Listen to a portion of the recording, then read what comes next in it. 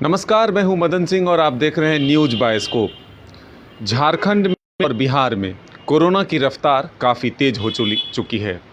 अगर हम झारखंड की बात करें तो पिछले 24 घंटे में लगभग 2681 टोटल पॉजिटिव सामने आए हैं। वहीं अगर राजधानी रांची की बात करें तो 1191 के करीब जो है वो संक्रमित सामने आए हैं।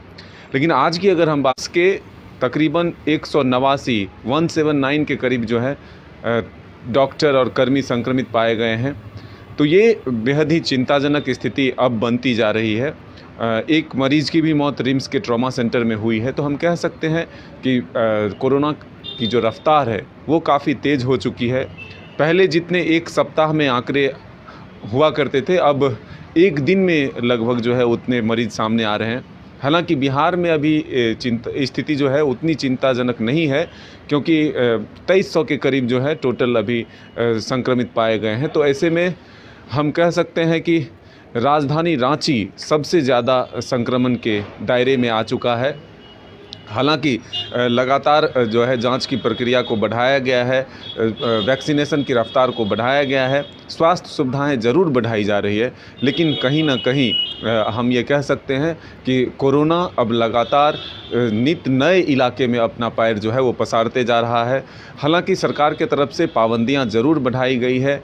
आपदा प्रबंधन की बैठक कर मुख्यमंत्री ने यह निर्णय लिया है कि सामूहिक जगहों को बंद कर दिया जाए, यानी सार्वजनिक जो स्थल हैं, पार्क, सिनेमा हॉल या फिर कोई स्पोर्ट्स मैदान है, तमाम उन जगहों को बंद कर दिया गया है। स्कूल कॉलेज को भी बंद किया गया है। हालांकि अभी फ़िलहाल धार्मिक स्थलों पर कोई निर्णय नहीं लिया गया है। मॉल को 50% क्षमता के साथ अभी खोलने की इजाज़त दी गई है। रात 8 बजे से लेकर सुबह 6 बजे तक के लिए नाइट कर्फ्यू भी कहे एक तरह से लगाया गया है। 3 चीज़ों को छोड़कर बाकी जो व्यावसायिक प्रतिष्ठान है उसको बंद करने की घोषणा की गई। पूरी तरह से इसे हम नाइट कर्फ्यू नहीं कह सकते हैं, लेकिन फ़िलहाल पाबंदियाँ ज़रूर बढ़ाई गई है। बिहार के जो उप मुख्यमंत्री हैं वो दोनों संक्रमित हो चुके हैं। झारखंड में पुलिस महकमे में काफ़ी जो है संक्रमण फैला है। चाहे खास करके राजधानी रांची की अगर हम बात करें तो आज एसएसपी के आवासीय कार्यालय में तकरीबन 40 जो कर्मी हैं वो संक्रमित पाए गए हैं। रिम्स में 100 से अधिक लोग अब कल तक संक्रमित पाए गए थे। तो ऐसे में संक्रमण का दायरा झारखंड में अगर हम बात करें तो सबसे अधिक रफ्तार से राजधानी रांची में ही बढ़ रहा है। रांची में लोगों को सावधान रहने की ज़रूरत है।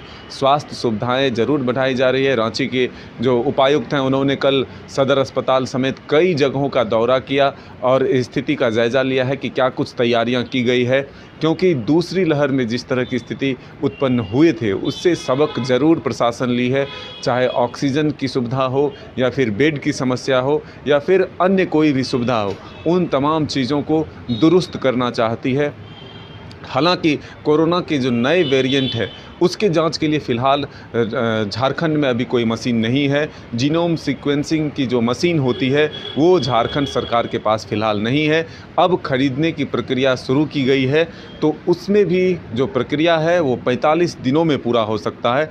तो अभी फ़िलहाल जो सैंपल लिए जा रहे हैं उसे भुवनेश्वर भेजा जा रहा है जाँच के लिए। तो हम कह सकते हैं कि स्वास्थ्य सुविधाएँ ज़रूर बढ़ाई गई है, लेकिन अब जो नए वेरिएंट हैं उसके पहचान के लिए यहाँ पर व्यवस्था करना बहुत ही ज़रूरी हो चुका है। विपक्ष भी सरकार को ज़रूर घेर रही है स्वास्थ्य सुविधाएं को लेकर के।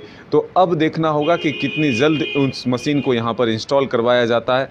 लेकिन फ़िलहाल कोरोना संक्रमण की रफ्तार जो है वो चिंताजनक ज़रूर हो चुकी है, क्योंकि राजधानी रांची से अगर 1200 के करीब संक्रमित एक दिन में सामने आ रहे हैं, पूरे झारखंड से अगर 2600 के करीब संक्रमित सामने आ रहे हैं, तो ये चिंताजनक स्थिति ज़रूर बनी है। हालांकि सरकार की तरफ से ये दावा ज़रूर किया जा रहा है कि अगर 20,000 संक्रमित भी प्रतिदिन सामने आते हैं तो फिर वैसी व्यवस्था सरकार की तरफ से की जा रही है, क्योंकि पिछले बार अगर दूसरी लहर की बात करें तो 5,000 से 6,000 के करीब संक्रमित प्रतिदिन सामने आ रहे थे। तो उस स्थिति में भी सरकार ने कई जगहों पर बेड को बढ़ाया था, कई जगहों पर कोविड हॉस्पिटल के तौर पर तैयार किया था और लोगों को समुचित व्यवस्था दी गई थी।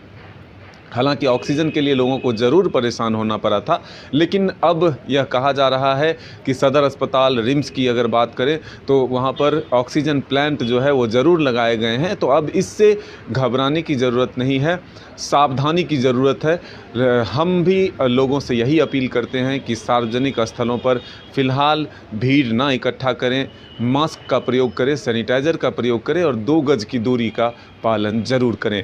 तभी हम सभी इस कोरोना को हरा सकते हैं। सरकार भी लोगों से यही अपील कर रही है कि लोगों का साथ अगर मिला तभी जा कर के हम इस कोरोना के जंग को जीत सकते हैं। फ़िलहाल अभी के लिए इतना ही, आगे भी हम और अपडेट के साथ हाजिर होंगे।